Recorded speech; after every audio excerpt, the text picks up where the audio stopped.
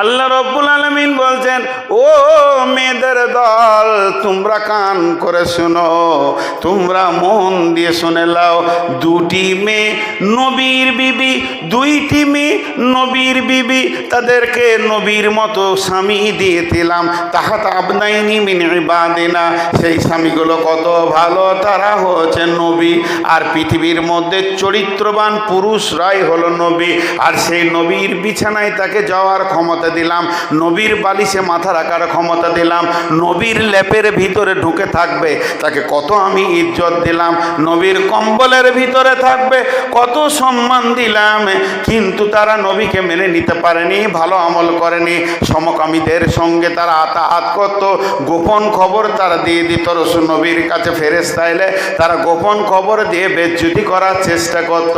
সেই দুটো নবীকে, হযরত নূহ আলাইহিস সালাম, হযরত লূত আলাইহিস সালাম, এই দুটি নবীর বিবি কিলা দুখুলান নারা মা দাখিলিন, চিরদিন জাহান্নামের আগুনে থাকবে। এরা নবীর বিবি হয়েও জান্নাত পাবে না। নবীর বিবি জান্নাতে চলে গেল, জাহান্নাম চলে গেল। আর আখিরি নবীর কথা শুনেন, আরেকটা মুখস্থ নাই, সূরা আহকাফের ভিতরে আছে, একটু শব্দ বলতে পারবো, কুলমা কুমতো বিদআম মিনার রাসূল আছে না সূরা আহকাফের ভিতরে। আয়াতটা কেন নাজিল হলো? রসুল, হাজি আপনাদের এখানে জুমার খুতবা দেয়, খতিবরা দেয়, কিসে দেয়? মিম্বারে চেপে না অন্য কোথাও? মিম্বারে। আচ্ছা, খুতবা দিতে দিতে যদি ও নেমে যায়, নেমে সব মুসল্লিদিকে এমনি করে করে একবার লাস্ট দরজা পর্যন্ত যায়, ধর নাতনিটাকে কোলে নিয়েছে, আবার খুতবা দেয়, ইমামটা চাকরি থাকবে? আর বলে না থাকবে? কে চাকরি থেকে বার করবে? সে হাত তুলে। গ্রামে মানুষ বের করবে। বেশি বুঝেন? বিশ্বনবী মসজিদে মিম্বারে খুতবা দিচ্ছেন, রানিং খুতবা চলছে চলছে চলছে চলছে। আম্মাজান ফাতেমা রাদিয়াল্লাহু তাআলা আনহা হোসেন হাসানকে সুন্দর করে সাজিয়ে দিয়ে বলছে, বাবা মসজিদে যাও, তোমার নানাজি খুতবা দিচ্ছে, খুতবা শোনো গা। ছোট ছোট ছোট ছোট দুই ভাই মসজিদের দরজায় এসেছে। বিশ্বনবী নিজে মিম্বার থেকে নামলেন, এইভাবে ভাগ করতে করতে করতে করতে লাস্ট দরজায় এলেন। এক কাঁধে হোসেনকে নিলেন আর এক কাঁধে হাসানকে নিলেন, তারপরে খুতবা দিতে শুরু করলেন। যখন মিম্বারে গিয়ে উঠে গেলেন, এমন সময় জিবরাইল এসে বললেন, আল মালু ওয়াল বানুনা জিনাতুল হায়াতিদ দুনিয়া, মাল সম্পদ আর সন্তান হলো দুনিয়ার সৌন্দর্য। তাহলে এখানকার লোকগুলো যদি মসজিদ নবী থাকতো, তাহলে রসুলকেও বার করে দিত যে নামাজ পড়তে পারবি না। হ্যাঁ, এরা বেশি বুঝে। মিম্বার থেকে নেমে নাতনিকে কোলেলে, আরে ভাই আপনি এমনি করে নামাজ পড়েন, আমরা এরকম পড়ি, আপনি এরকম পড়েন, যাই পড়েন, এখানে হাত বেঁধে যদি এমনি এমনি করেন, এবার টুপিটা ছেড়ে তারপর আবার টুপিটা যদি দিলেন, মুফতি সাহেবকে জিজ্ঞেস করেন নামাজ হবে কিনা? হবে? এরকম কথা নামাজে খালি খালি এই রেখেছে, হবে যে হবে? নামাজে যদি বেশি কাজ করেন তো নামাজ হবে না, ধীর সুস্থে পড়তে হবে। কিন্তু শিশুদের আবার নামাজের কত ছাড় দিয়েছেন আল্লাহ। আমার মা, আমার বোন নামাজ ধরেছে, আল্লাহু আকবার, দুধের 2 বছরের বাচ্চাটা এসে পায়ের কাছে কাঁদছে, মা মা মা মা মা।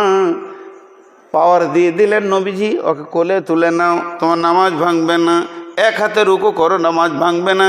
নামিয়ে দিয়ে সাজদা করো, তোমার নামাজ ভাঙবে না। আবার ওঠার সময় কোলে নিয়ে তুমি নামাজ পড়ো। শিশুকে কোলে নিয়ে নামাজ পড়লে নামাজ ভাঙবে না। শিশুর অধিকার অনেক বেশি আছে নামাজের ভিতরে। আল্লাহর নবী আসরের নামাজের সাজদায় পড়ে আছে, ইমাম হোসেন এসে ঘাড়ে চেপে নিয়েছে, আর হাসান পাছায় ঠেলছে, ঘোড়া যায় না কেন?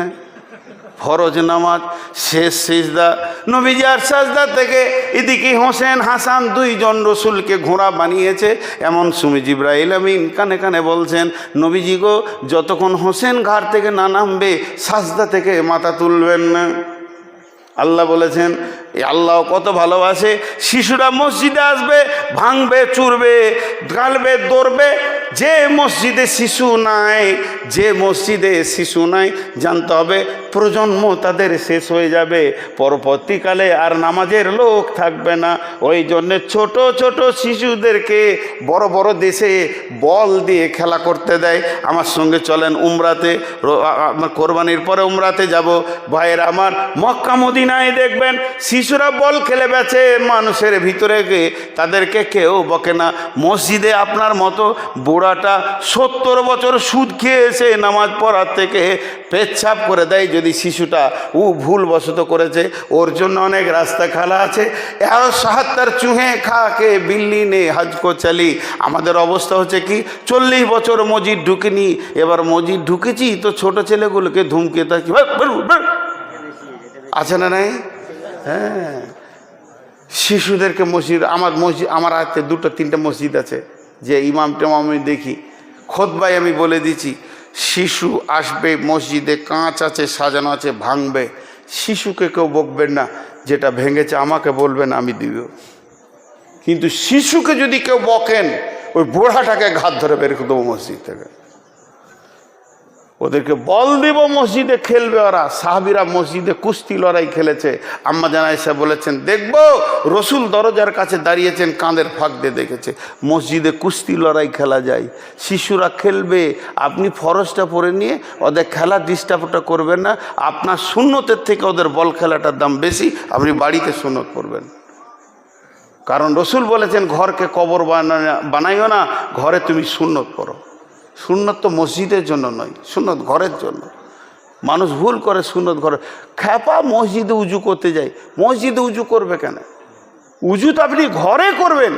ঘরে উজু করে পেশাব পায়খানা করে পায়ে পায়ে নেকি নিয়ে আপনি মসজিদে যাবেন, গুনাহ ঝরবে।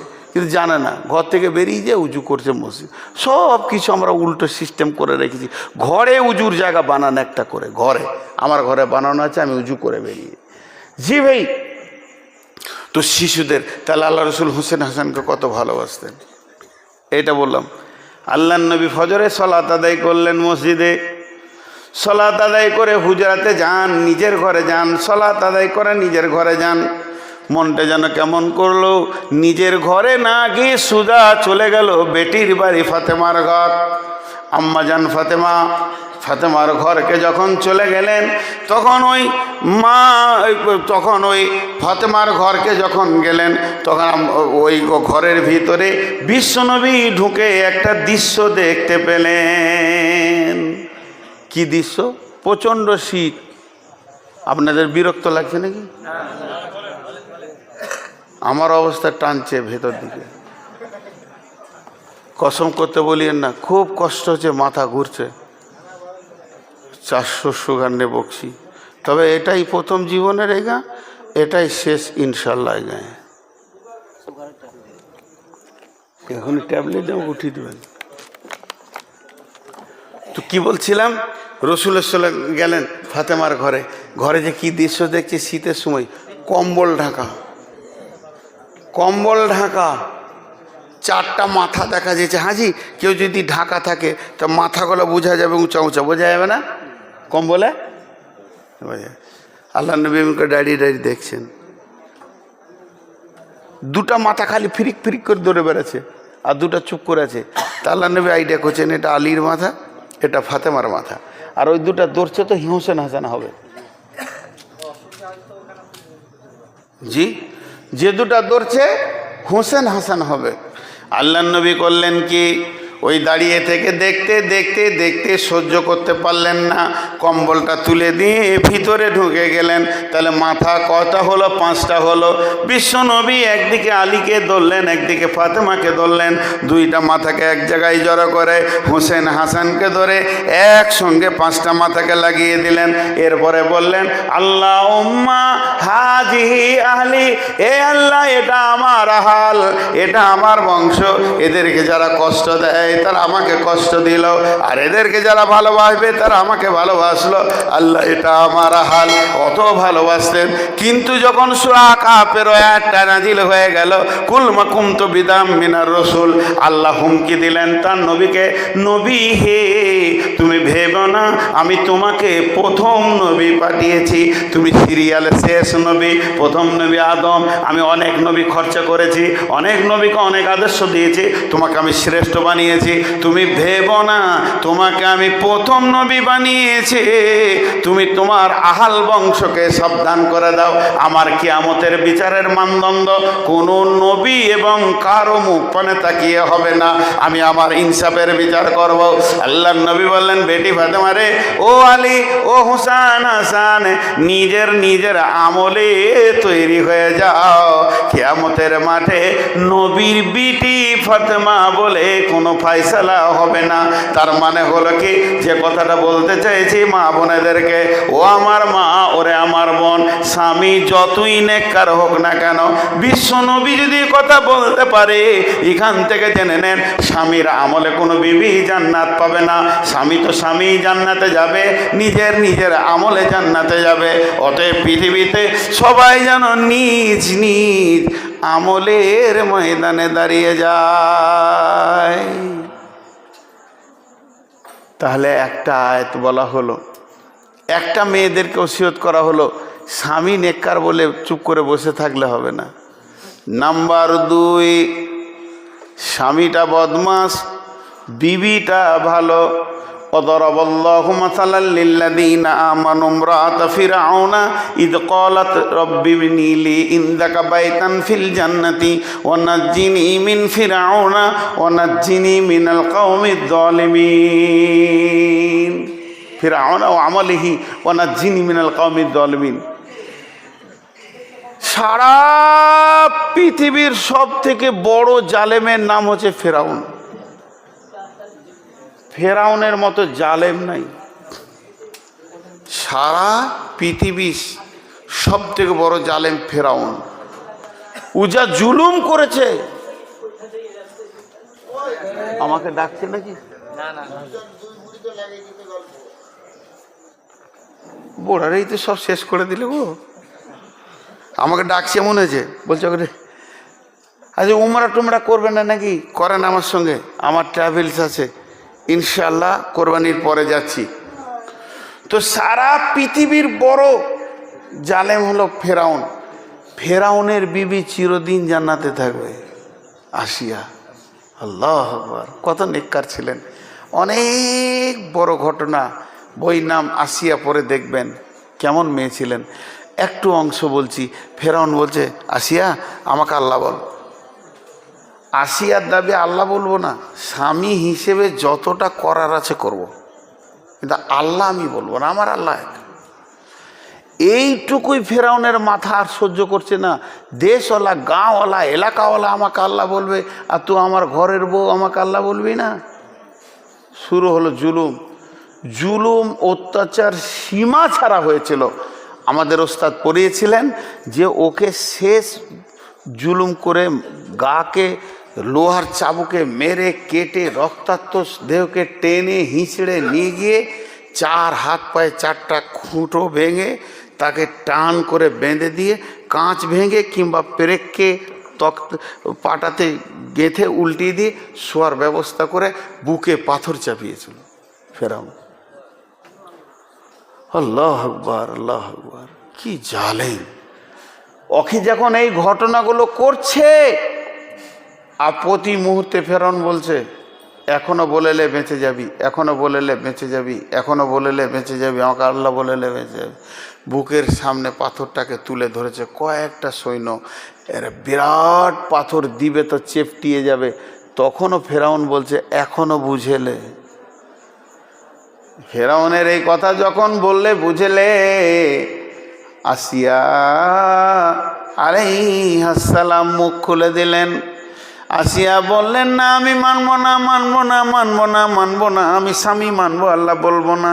এই কথাটা এবার চেঞ্জ করে দিয়ে আসিয়া কি কথা বলেছিলেন আল্লাহ সেটা কোরআনে তুলে দিলেন। রব্বি বিনিলি ইনদাকা বাইতান ফিল জান্নাতি ওয়া নাজ্জিনি মিন ফিরআউনা ওয়া আমালিহি ওয়া নাজ্জিনি মিনাল কওমিয যালিমিন। রব্বি বিনিলি, হে আমার আল্লাহ, তোমার জান্নাতে আমার ঘরটা বানাও। বাপের ঘর আমার শেষ হয়ে গেছে, শ্বশুর ঘর আমার শেষ হয়ে গেছে, দুই গোষ্ঠীর দরজা বন্ধ হয়ে গেছে। আর আমাকে নাজাত দাও ফেরাউনের মতো জালেম স্বামী থেকে, ওর বদ আচরণ থেকে। আর আমাকে নাজাত দাও, আমি এই বদ আচরণ বংশে বউ হয়ে গেছি সেখান থেকে। এই কথা যেই বলা আর ফেরাউন ছেড়ে দিল। আর ওইমনি অবস্থায় আল্লাহ তার কুদরতের ক্ষমতাতে সমস্ত আসমানকে কুদরতে ক্ষমতায় আসিয়ার জন্যে কাঁচ বানিয়ে দিয়ে জান্নাতের দরজা দেখানো হয়েছিল মতের আগে। আসিয়া রে, বাপের ঘরে জায়গা পেলি না, স্বামীর ঘরের দরজা তোর বন্ধ হয়ে গেল, তোকে এত সাজা দিচ্ছে, তুই তো মরলি আমার জন্যে। শুনেলে আমি আল্লাহ তোর জন্যে দ্বার খুলে রেখে দিয়েছি। আর যেই পাথরটা ছেড়ে দিল, আসিয়া চিরনিদ্রায় ঘুমিয়ে গেলেন, পৃথিবী থেকে চলে গেলেন, নিস্তেজ হয়ে গেলেন এবং জান্নাতের মেহমান বেনে গেলেন। আল্লাহর কাছে কত বড় ইনসাফ, জালেমের বউ বলে জাহান্নামে দিবে না।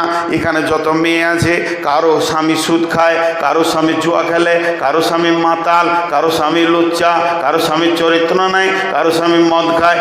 যত জালেম হবে হোক না কেন, আপনি আমলের ময়দানে দাঁড়িয়ে থাকবেন। আল্লাহ তাবারাক ওয়া তাআলা আসিয়ার মতো আপনাকে জান্নাত দান করবে।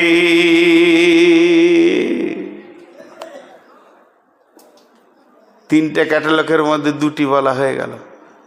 আর একটা আছে যাদের বিয়ে হয়নি, ইয়ং মেয়ে, মানে ওরা মনে মনে করছে যে আমাদের বিয়ে হয়নি, মানে আমাদের ঘোড়া আমরা, আমাদের লাগাম ধরার কেউ নাই, যেদিকে মন যাব, যা মন যাবে তাই করব। একটা তালবিসে ইবলিস বলে বই আছে, এগুলো হাদিস কোরআন লয়, ভাববেন না যে হাদিস কোরআন। তো শয়তানকে এক মুরব্বি জিজ্ঞেস করছে, শয়তান তোর ঘোড়া আছে? বলে হ্যাঁ, যুবতী মেয়েরা আমার ঘোড়া। ওরা যখন মাথার চুল খুলে রাস্তায় বের হয়, ওটাই আমার টাট্টু ঘোড়া, ওর ওপরে চেপে বেড়ায় শয়তান। তা আমি যুবতী বেটিদেরকে বলবো, এগুলো আমার বেটির বয়সে, মারে আমি তোদের বাপের বয়সে, একটু ভাব। আল্লাহ তাবারাক ওয়া তাআলা গোটা কোরআনে কোনো মেয়ের নাম আনেনি, কিন্তু একটা মেয়ের নাম এনেছে, সে যুবতী, যাকে পৃথিবীর কোনো পুরুষ ওর গায়ে হাত দেয়নি। তার নাম হলো মারিয়াম। ওর নামে একটা সূরা দিয়েছে। যুবতীদের স্থানটা কোরআনে কোথা আছে দেখেন। মারিয়ামকে দিয়ে পৃথিবীর যুবতীদেরকে কিয়ামতের মাঠে হিসাব নেওয়া হবে, যারা যুবতী অবস্থায় মরছে। আল্লাহ বলছেন,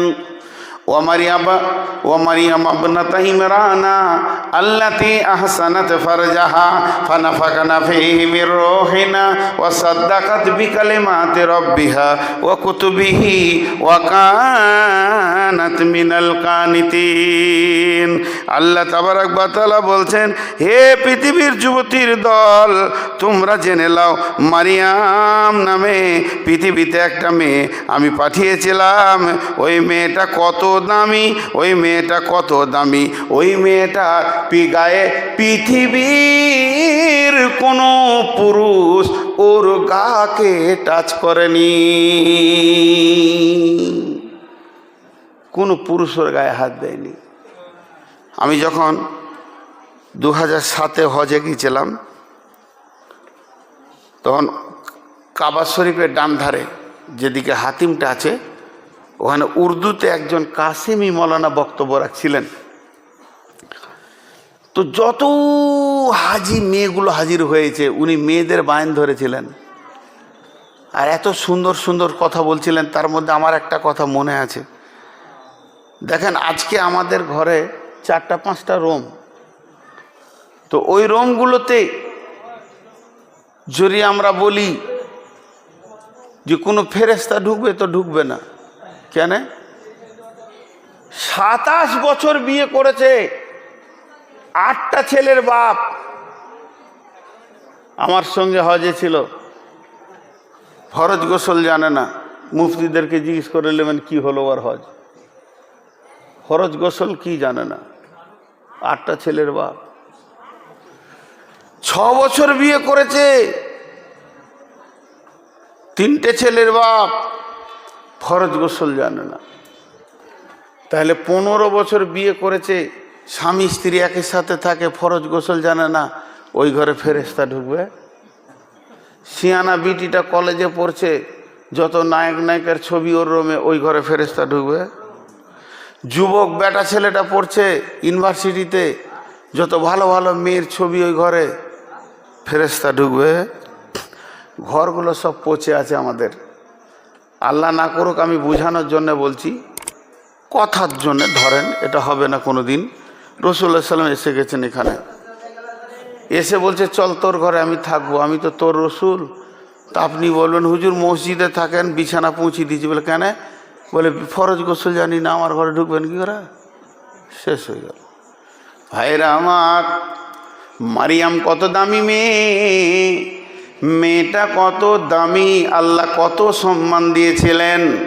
বেডরুম নয়, ডাইনিং রুম নয়, রেস্টরুম নয়, কোনো জায়গায় নয়, তিনি গোসল করতে ঢুকেছেন। গোসলখানার ভিতরে মানুষের শরীরে, মেয়েদের শরীরে সম্পূর্ণ ঢাকা থাকবে না, আতো ঢাকা থাকবে, কিছু কিছু জায়গা খোলা থাকবে, গায়ে পানি ঢালছে। এই অবস্থায় মারিয়াম দেখছে আমার গোসলখানায় একটা সুন্দর যুবক দাঁড়িয়ে। মারিয়াম বললেন, হে যুবক, তোমার থেকে আমি আল্লাহর কাছে পানা চাইছি।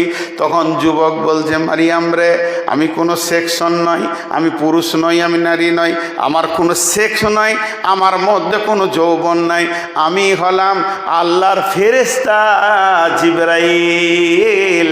আমি তোমার সুসংবাদ এনেছি, তুমি একটা সুন্দর সন্তানের মা হবে। মারিয়াম বলল, আল্লাহ আমার ইজ্জতকে রাখবে, আমার কোনো পুরুষ গায়ে হাত দেয়নি, পৃথিবীর কোনো পুরুষের স্পর্শ আমার কাছে নাই, আর আমার যদি সন্তান হয়ে যায় তাহলে আমার মান সম্মান আর থাকবে না, পৃথিবীতে মাটির সঙ্গে মিশিয়ে যাবে। তখন মারিয়ামকে বলল, হে মারিয়াম, সম্মান কমবে না বাড়বে এটা আল্লাহ ভালো জানে, বরং সম্মান তোমার বাড়বে। তোমাদের মা বেটাকে আল্লাহ কিতাব দেবে, তোমাদের মা বেটাকে সম্মান দেবে। আল্লাহ বলছেন, ও মারিয়াম আবনাতা ইমরানা, ইমরানের বেটি মারিয়াম, আল্লাতি আহসানাত ফারজাহা, আল্লাতি আহসানাত ফারজাহা, আল্লাতি আহসানাত ফারজাহা।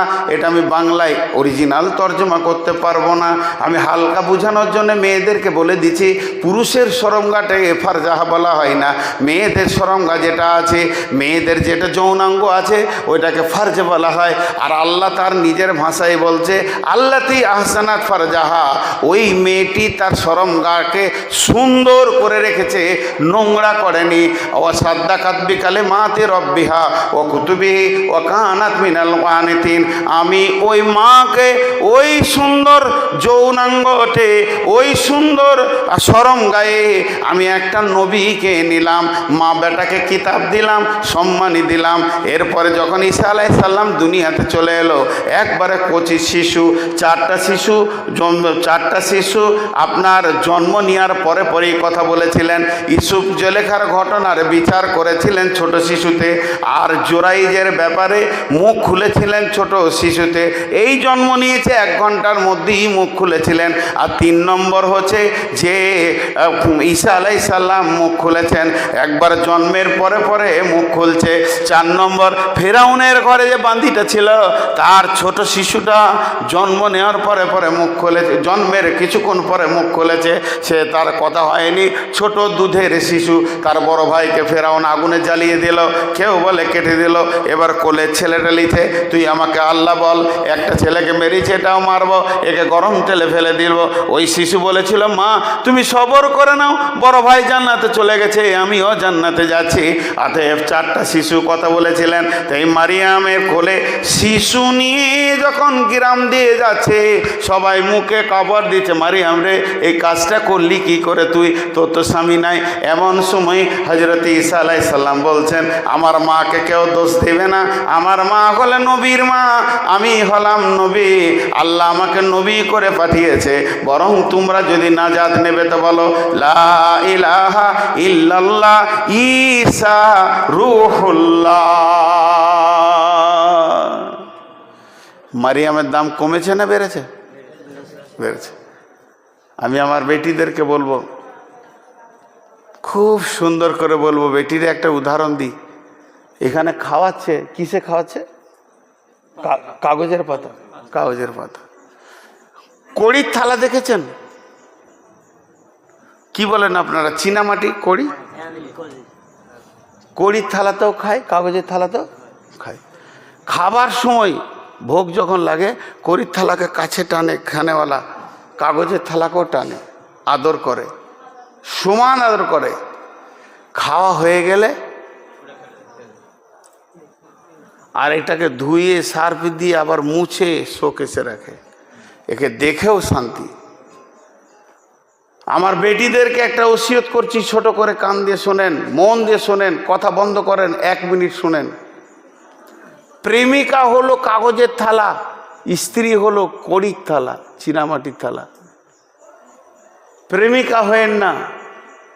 লুচ্চারা খালি লুটবার লেগে তোমাকে ভালোবাসবে, আর খাওয়া হয়ে গেলে কে ফেলে দেবে।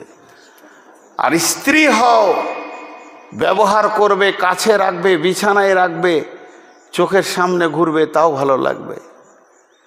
তো প্রেমিকা বাদ দিয়ে স্ত্রী হও। ভাইরা আমার অনেক কষ্ট হচ্ছে। পুরো 2 ঘন্টা 3 মিনিট চলছে, আমি ঘড়ির দিকে তাকিয়ে আছি। আল্লাহ যদি এত দূর যে আজকে বলালো আমি বুঝতে পারিনি। কষ্ট হচ্ছে আমার, শেখডারা কষ্ট হচ্ছে। তো আমি অনেক বড় রুগী, চেয়েছিলাম 1.5 ঘন্টা, প্রচুর চাপে 2 ঘন্টা, কানার লাঠি একবার হারাই। এই অনন্তপুরের মাটিতে আমাকে 2 বার পাবেন না, এটা বলেই আছি। নামটা ডিলিট করে দেবেন, নাম্বার ডিলিট করে দেবেন। যে চাপ দেখেছি, এ চাপ গোটা পশ্চিমবঙ্গ, বাংলাদেশ, মেঘালয়, ত্রিপুরা, আসাম কোথাও দেখিনি। দিতেই হবে 2 ঘন্টা, দিয়ে দিলাম, শেষ দেওয়ার। এখন চলে যাচ্ছি। আল্লাহ আপনাদেরকেও ভালো রাখুন, আমাকেও ভালো রাখুন। তবে মা বোনদের হাতগুলো ধরে বলবো, খবরদার প্রেমিকা হতে যেন না।